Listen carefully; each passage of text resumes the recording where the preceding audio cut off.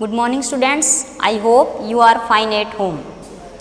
Students, जैसे कि आपने यूकेजी क्लास से जो मात्राएं शुरू होती है उसके बाद में फर्स्ट क्लास सेकंड क्लास में है तो मात्राओं का पूरा ज्ञान हो जाता है। जब तक मात्राओं का ज्ञान नहीं होता तब तक हम कोई भी कविता है चाहे पाठ है वो हम अच्छी प्रकार से नहीं पढ़ पाते। तो इसीलिए मात्राओं का ज्ञान होना बहुत ज़रूरी है। जब मात्राओं का ज्ञान होगा तभी हम प्रश्न उत्तर लिख सकते हैं, उनको अच्छी प्रकार से पढ़ सकते हैं। मात्राओं की रिवीजन में आपको एक बार फिर से करवा देती हूँ, ध्यान दें। जैसे आ की मात्रा होती है, आ की मात्रा ये होती है आ, तो इससे बनने वाले शब्द हैं जैसे ए, आ की मात्रा आम, राम, इस प्रकार से।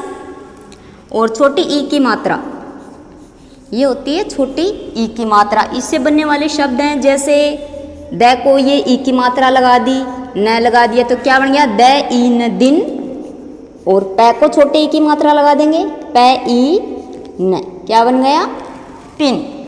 अब देखो आगे बड़ी ई, बड़ी ई की मात्रा वाले शब्द कौन कौन से होते हैं। जैसे बहुत सारे शब्द होते हैं लेकिन आपको मैं शॉर्टकट में बताती हूँ इस प्रकार से। जैसे ये आ की मात्रा च आ च ई, ये है बड़ी की मात्रा तो क्या बन गया चाची। उसी प्रकार से न को आ की मात्रा लगाएंगे, ना फिर न और बड़ी की मात्रा तो ये क्या बन गया नानी। तो मेरे कहने का मतलब ये है कि जब तक हमें मात्राओं का ज्ञान नहीं होगा तब तक हम अच्छी प्रकार से लेसन कोई भी हो हिंदी का या क्वेश्चन आंसर हो तो हम उसको अच्छी प्रकार से रीड नहीं कर पाएंगे। इसलिए मात्राओं को ध्यान से देखें। उसके बाद ऊ, छोटे ऊ की मात्रा वाले शब्द जैसे से, छोटे ऊ की मात्रा सु न सुन, सुन बन गया। अब बै को छोटे ऊ की मात्रा लगाएंगे, बै ऊ न, क्या बन गया बुन। इसके अलावा भी हम बहुत सारे वर्ड बना सकते हैं जैसे से, ऊ, न, आ, रे, सुनार। अब बड़े ऊ की मात्रा, ये छोटे ऊ की मात्रा होती है और ये होती है बड़े ऊ की मात्रा। इससे बनने वाले शब्द कौन से हैं जैसे पै बड़े ऊ की मात्रा, जय आ पूजा, जय ऊ तय आ, ये क्या बन गया जूता। अब आगे री की मात्रा वाले शब्द, री कौन से हैं जैसे मैं के पैर में लगाते हैं इसे, मैं री बन गया। इसके साथ एक शब्द और लगा देंगे, क्या बन गया मृग। तय री अण, ये क्या बन गया तृण। उसके बाद में भी जैसे घ री अणे आ, घ री अणे आ घृणा। एक ही मात्रा, एक ही मात्रा वाले शब्द जैसे बै को एक ही मात्रा लगा देंगे, बे बन गया बे रे बेर। उसके बाद में जैसे श ए रे शेर, कै को एक ही मात्रा लगाएंगे, कै ए ले के साथ में आ की मात्रा तो ये क्या बन गया कै ए ले आ केला। उसके बाद में आई की मात्रा। तो इससे बनने वाले शब्द हैं कौन से जैसे बेल, बै ए ले, बेल,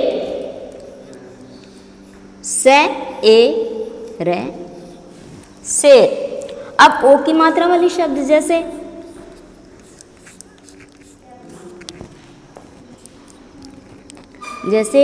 तै ओ तै आ तोता, कै को की मात्रा लगाएंगे, कै ओ ये ले कोयल। फिर मैं को की मात्रा, मैं ओ रे मोर। उसके बाद में हम आगे देखेंगे, इतनी समझ में आ गई। ओ की मात्रा जैसे तै ओ तै आ तोता, कै ओ ये ल कोयल, मैं ओ रे मोर। अब देखेंगे हम आगे औ की मात्रा वाले शब्द, औ की मात्रा जैसे ए, ओ की मात्रा लगाएंगे, र त, औरत, कौवा, कौवा। इसके बाद में अंग, जैसे अंग की बिंदु आती है तो वो शब्द कैसे बोले जाएंगे, कैसे लिखे जाते हैं, जैसे तैग, ये है तैग तग। अगर हम इसके ऊपर अंग की ये बिंदु लगा देते हैं तो ये क्या बन जाता है, तंग बन जाता है। क्या बन जाता है, तंग। जैसे ये है श और ख, अब ये है सैख है शख, और बिंदु लगा देंगे तो ये क्या बन जाएगा, शंख। यानी कि अंग की बिंदु तै अंग तंग स अंग ख, शंख। और अब है, जैसे त, इसके साथ में अतः बन गया। और पै रे आ तय है, ये क्या बन गया, प्रातः है। तो ये सारी मात्राएं मैंने एक बार फिर से आपको रिवीजन करवा दी है, तो इनको ध्यान से पढ़ेंगे। जब हमें मात्रा आएगी तभी हम लेसन रीड कर पाएंगे। अब देखो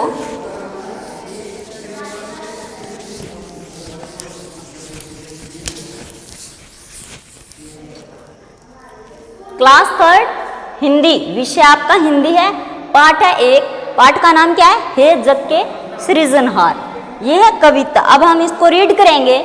जैसे क्या है, पहले जब बहुत सुबह चिड़ियां उठकर कुछ गीत खुशी के गाती है, कलियां दरवाजे खोल खोल जब दुनिया पर मुस्कराती है, खुशबू की लहरें जब घर से बाहर आ दौड़ लगाती है, हे जग के सृजनहार प्रभु तब याद तुम्हारी आती है, जब छम छम बूंदें गिरती है, बिजली चम चम कर जाती है, मैदानों में वन बागों में जब हरियाली लहराती है, जब ठंडी ठंडी हवा कहीं से मस्ती ढोकर लाती है, हे जग के सृजनहार प्रभु तब याद तुम्हारी आती है। राम नरेश त्रिपाठी ये कौन है, ये हैं लेखक जिन्होंने ये कविता लिखी है, श्री राम नरेश त्रिपाठी जी ने। इस कविता का उनका ये लिखने का उद्देश्य क्या है, इस कविता का मूल भाव क्या है, प्रकृति की सराहना करना, प्रकृति की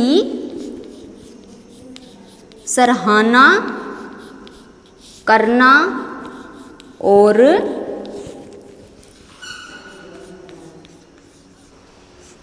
और ईश्वर की प्रार्थना करना, ईश्वर की प्रार्थना करना। ये क्या है, ये इस कविता का मूल भाव है। अब हम इसके शब्दार्थ लिखेंगे। शब्दार्थ लिखने से पहले सबसे पहले हम लिखते हैं शब्द अर्थ। शब्द, और यहां इस साइड में लिखेंगे इनके अर्थ। जैसे ये है सृजनहार, सृजनहार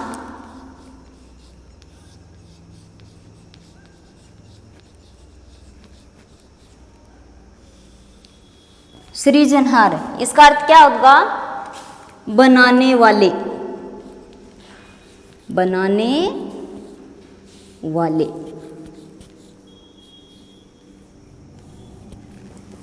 इसके बाद में जैसे ये है खुशबू, खुशबू है, इसका हम अर्थ लिखेंगे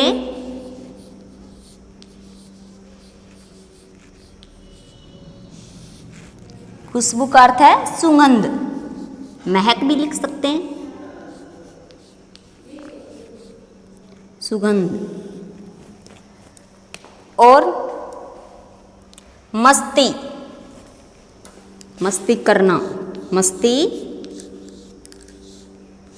मस्ती का अर्थ होता है आनंद। तो ये हैं इसके कुछ शब्द अर्थ। अगर पर्सन लिखने हो तो हम कैसे लिखेंगे, जब हमें ये सारा समझ में आ जाएगा और पर्सन लिखा हो तो आंसर हम इसमें से देख के लिख सकते हैं। जैसे मान लेते हैं पर्सन लिखा हो, पर्सन नंबर 1, इस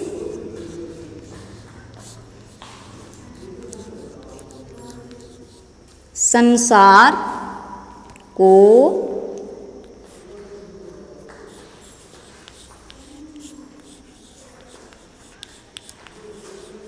बनाने वाला कौन है? प्रश्नवाचक चिन्ह बोलते हैं इसको। इसका लिखेंगे उत्तर। इस संसार को बनाने वाला कौन है? इस संसार को बनाने वाले हैं सृजनहार। सृजनहार का अर्थ होता है बनाने वाले। इस संसार को किसने बनाया है? इस संसार को बनाने वाले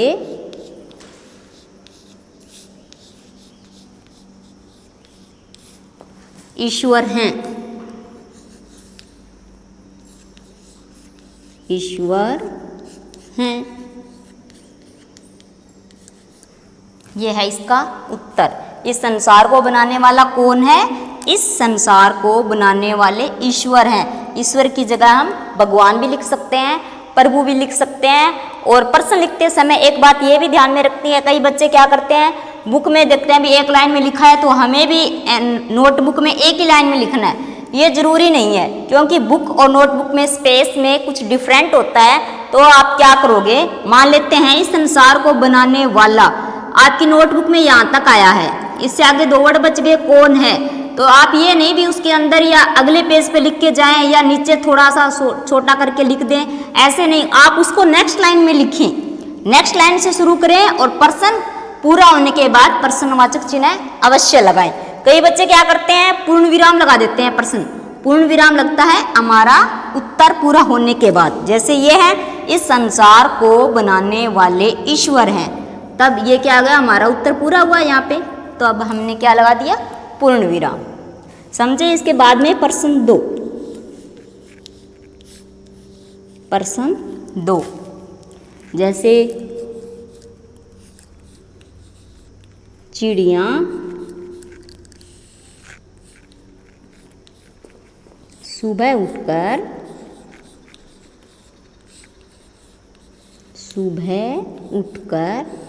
क्या गाती है?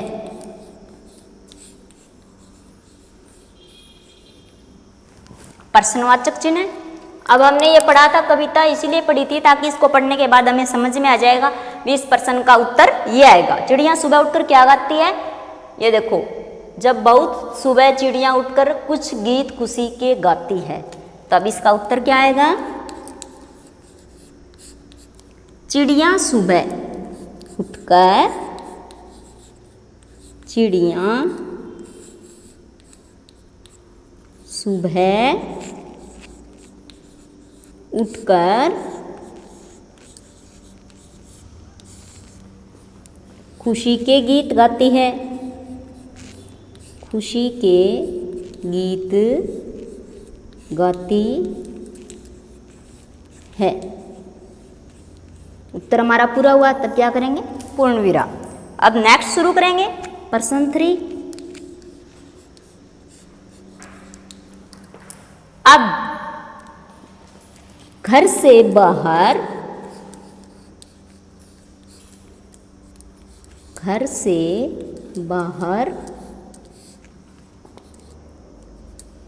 दौड़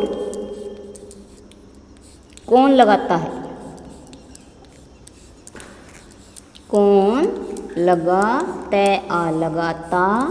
है? प्रश्नवाचक चिन्ह।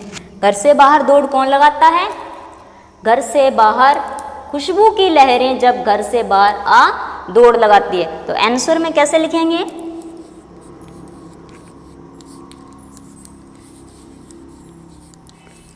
खुशबू की लहरें घर से बाहर दौड़ लगाती हैं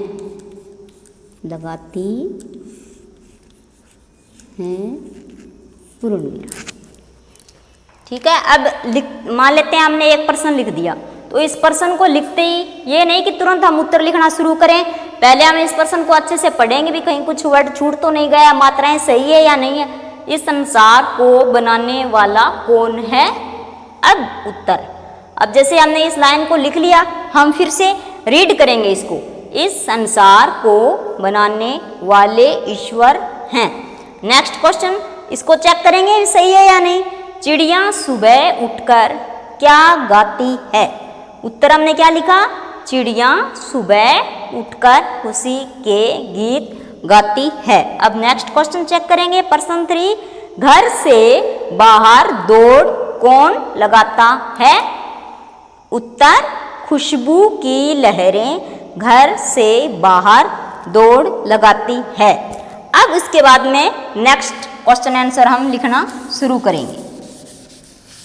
ये बात ध्यान में रखनी है, अभी प्रश्न पूरा होने के बाद प्रश्नवाचक चिन्ह लगता है और उत्तर पूरा होने के बाद क्या लगता है? पूर्ण विराम। जैसे इंग्लिश में बोलते हैं साइन ऑफ इंटेरोगेशन प्रश्नवाचक चिन्ह को, और पूर्ण विराम को बोलते हैं फुल स्टॉप। अब जैसे प्रश्न 4 है, प्रश्न 4, अब इन्हीं में से देखिए, जैसे बिजली कैसे चमकती है? बिजली कैसे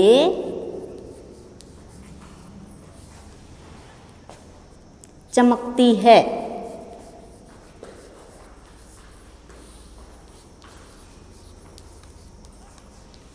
उत्तर,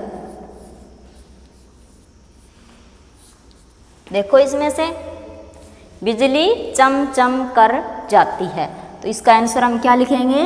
बिजली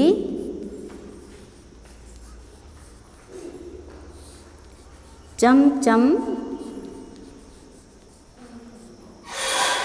चमकती है। बिजली चम चम चमकती है।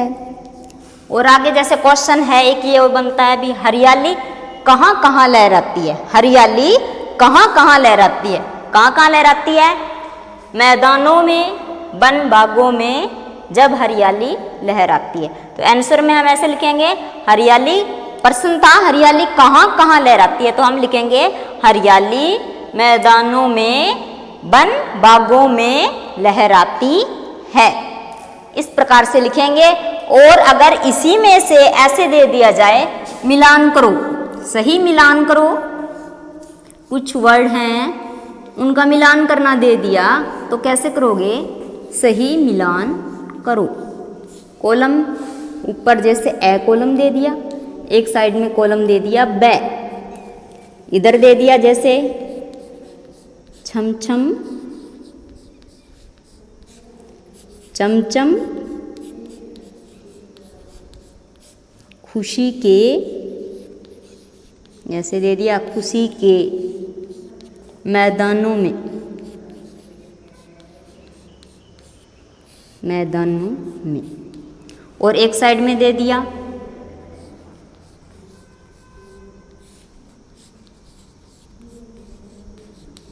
गीत, हरियाली, बूंदें,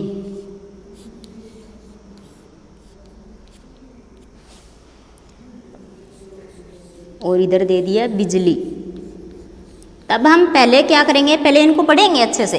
जैसे ए कॉलम में दिया है छम छम चमचम खुशी के मैदानों में, और कॉलम बी में दिया है गीत, हरियाली, बूंदें, बिजली।